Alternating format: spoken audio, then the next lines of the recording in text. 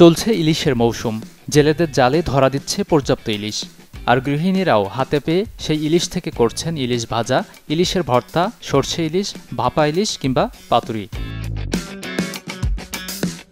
ইলিশ একদিকে যেমন স্বাদে অতুলনীয়, তেমনি পুষ্টি উপাদানেও ভরপুর।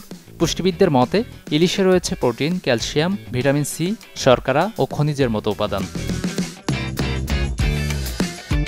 ইলিশ পুষ্টি সমৃদ্ধ হলেও কিছু মানুষের মাছটি খাওয়ার আগেই ভাবা প্রয়োজন, কারণ এতে তাদের জন্য উপকারের চেয়ে অপকার বেশি হতে পারে। বিশেষ করে অ্যালার্জির সমস্যা রয়েছে যাদের, তারা এড়িয়ে চলুন ইলিশ মাছ। অ্যালার্জির জন্য শারীরিক অস্বস্তি বহুগুণ বেড়ে যেতে পারে।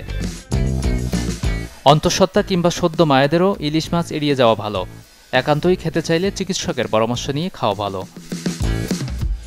বিশেষজ্ঞদের একাংশ বলছেন, হাঁপানির সমস্যা রয়েছে যাদের, তাদের ইলিশ মাছ খাওয়া ঠিক নয়। অবশ্যই সবার জন্য যেটা বলবো, ইলিশ মাছ অবশ্যই খুব ভালো একটি খাবার, কিন্তু এটাকে খুব বেশি ফ্রাই করে এবং প্রতিদিন